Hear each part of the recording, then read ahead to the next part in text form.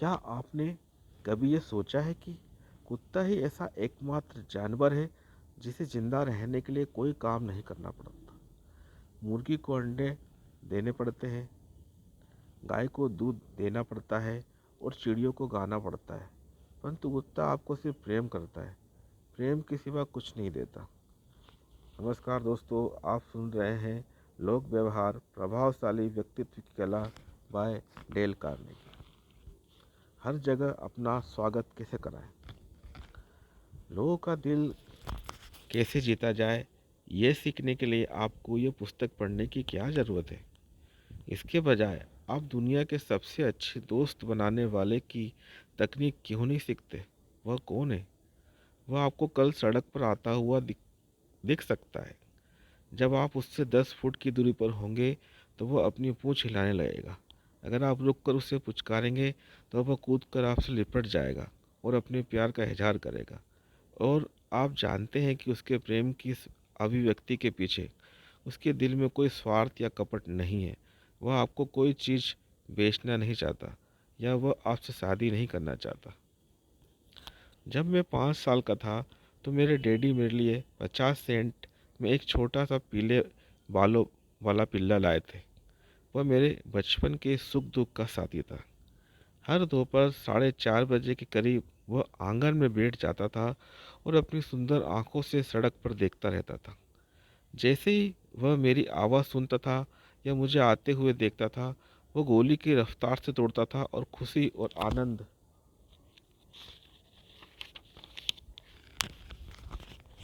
के स्वर में मेरा स्वागत करते हुए मुझसे लिपट जाता था। टीपी 5 साल तक मेरा सबसे अच्छा दोस्त रहा।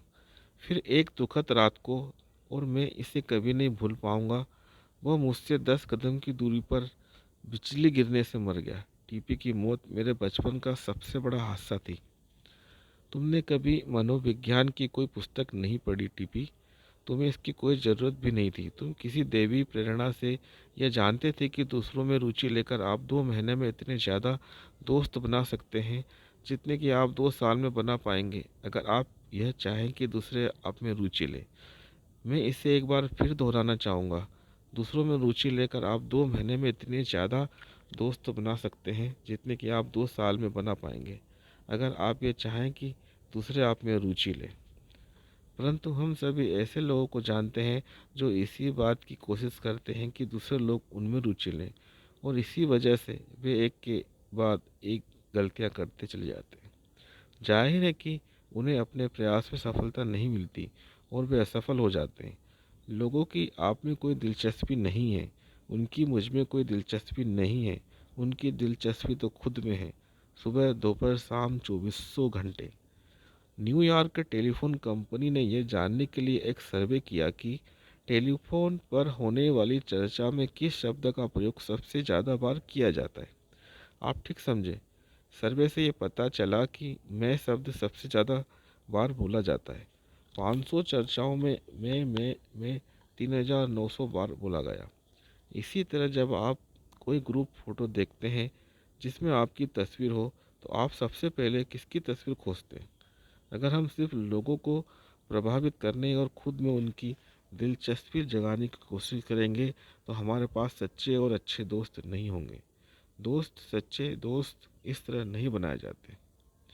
वियना के प्रसिद्ध मनोवैज्ञानिक अल्फ्रेड एडलर ने what life should mean to you नाम की एक पुस्तक लिखी। इस पुस्तक में उन्होंने लिखा है, जिस व्यक्ति की दूसरे लोगों में रुचि नहीं होती उसे जीवन में सबसे ज़्यादा कठिनाई आती है और वह दूसरों को सबसे ज़्यादा नुकसान पहुंचाता है। इस तरह के व्यक्ति ही सबसे ज़्यादा असफल देखे गए हैं। आप मनोविज्ञान पर टनों पोथियाँ पढ़ सकते हैं, फिर भी आपको अपने काम का इससे महत्वपूर्ण वक्तव्य नहीं मिलेगा। एडलर के इस वक्तव्य में इतना अर्थ भरा हुआ है कि मैं इसे एक बार फिर इटैलिक्स में दोहराना पसंद करूंगा। जिस व्यक्ति की दूसरों लोगों में रुचि नहीं होती उसे जीवन में सबसे ज़्यादा कठिनाइयाँ आती हैं और वह दूसरों को सबसे ज़्यादा नुकसान पहुंचाता है। इसी तरह के व्यक्ति ही सबसे ज़्यादा असफल देखे गए हैं। मैंने एक बार न्यूयॉर्क विश्वविद्यालय में लघु कथा लेखन का एक कोर्स किया। उस कोर्स में एक प्रसिद्ध पत्रिका के संपादक ने हमारी क्लास से चर्चा की। उन्होंने कहा कि वे अपनी डेस्क पर पड़ी दर्जनों कहानियों में से किसी भी कहानी को उठा लेते हैं और कुछ पैराग्राफ पढ़ने के बाद उन्हें यह मालूम चल जाता है कि लेखक लोगों को पसंद करता है या नहीं। अगर लेखक लोगों को पसंद नहीं करता, उन्होंने कहा, तो लोग भी उसकी कहानी को पसंद नहीं करेंगे।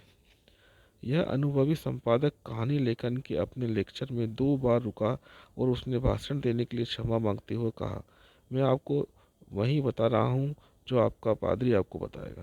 परंतु याद रखें, अगर आप असफल कहानीकार बनना चाहते हैं तो आपको लोगों में रुचि लेनी होगी। अगर यह कहानीकार बनने के बारे में सही है तो आप आश्वस्त हो सकते हैं कि ये लोगों से सामने आमने बात करने के बारे में भी सही है। जब हावर्ड थर्स्टन ब्रॉडवे में आखिरी बार अपना शो दे रहे थे तो मैं उस शाम को उनके ड्रेसिंग रूम में था। थर्स्टन माने हुए जादूगर थे। 40 साल तक उन्होंने दुनिया भर में घूमकर अपना मायावी जाल रचा था, दर्शकों को दांतों तले उंगलियां दबाने पर मजबूर किया था और जनता को आश्चर्यचकित कर दिया था। 6 करोड़ से भी ज़्यादा लोगों ने उनके शो देखने के लिए टिकट खरीदे थे और उन्होंने लगभग 20 लाख डॉलर का मुनाफा हुआ था। मैंने मिस्टर थर्स्टन से उनकी सफलता का रहस्य पूछा। इस इसका स्कूल की शिक्षा से कोई संबंध नहीं था, क्योंकि वे बचपन में ही अपने घर से भाग गए थे। वे मालगाड़ियों में सवार होकर अपनी यात्राएं करते थे, भूसे के ढेरों पर सोते थे, घर घर जाकर अपने खाने की भीख मांगते थे और रेल की पटरियों के आसपास लगे विज्ञापनों को पढ़ पढ़ कर उन्होंने पढ़ना सीखा था। क्या उन्हें जादू का सबसे अधिक ज्ञान था? नहीं, उन्होंने मुझे बताया कि जादू पर सैकड़ों पुस्तकें लिखी जा चुकी हैं और बीसियों लोग उनके जितना जादू जानते हैं, परंतु उनके पास ऐसी 2 चीज़ें थी जो दूसरे लोगों के पास नहीं थी। पहली, उनमें यह क्षमता थी कि वे स्टेज पर अपने व्यक्तित्व को बेच सकते थे। वे एक मास्टर शोमैन थे। वे मानव स्वभाव जानते थे। वे अपने हर काम, हर मुद्रा, आवाज़ की हर लहर, आंखें उठाने की हर हरकत की पहले से ही रिहर्सल कर लेते थे और उनकी टाइमिंग परफेक्ट थी। परंतु इनके अलावा थर्स्टन की लोगों में वास्तविक रुचि थी। उन्होंने मुझे बताया कि जादूगर दर्शकों को देखते हैं और खुद से कहते हैं, मेरे सामने कुछ मूर्ख लोग बैठे हुए हैं जिनमें कोई बुद्धि नहीं है, मैं उन्हें आसानी से मूर्ख बना लूँगा। परंतु थर्स्टन का तरीका पूरी तरह से अलग था। हर बार स्टेज पर जाते समय वे खुद से कहा करते थे, मैं कृतज्ञ हूँ कि ये लोग मुझे देखने आए हैं। इन्हीं लोगों के कारण मेरी रोजी रोटी इतने अच्छे ढंग से चलती है। मैं पूरी कोशिश करूँगा कि मैं इनके सामने अपना सर्वश्रेष्ठ प्रदर्शन करूँ।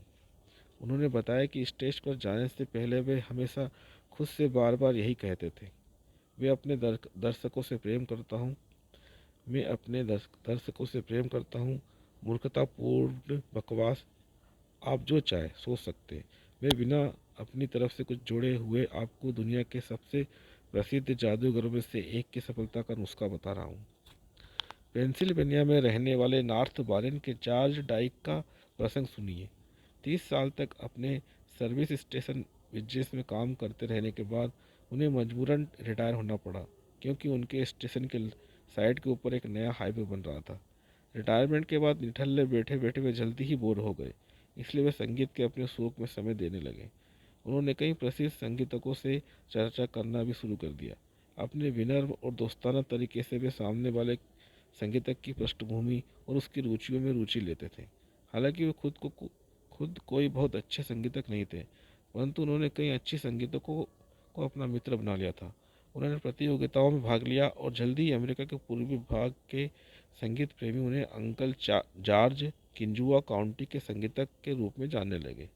जब अंकल जॉर्ज से हमारी बात हुई तो वे 72 साल के थे और अपने जीवन के हर पल का आनंद ले रहे थे। दूसरे लोगों में लगातार रुचि लेने के कारण उन्होंने अपने लिए एक ऐसे वक्त में नया जीवन खोज लिया था जब अधिकांश लोग यह सोच लेते हैं कि उनका जीवन खत्म हो चुका है। यही थियोडोर रूजवेल्ट की लोकप्रियता का रहस्य था। उनके नौकर तक उनसे प्रेम करते थे। उनके बेलेट जेम्स एमास ने उन पर एक पुस्तक लिखी, Theodore Roosevelt hero to his valet. इस पुस्तक में एमास ने इस घटना का वर्णन किया है। मेरी पत्नी ने एक बार राष्ट्रपति से पूछा कि बॉब व्हाइट कैसा होता है।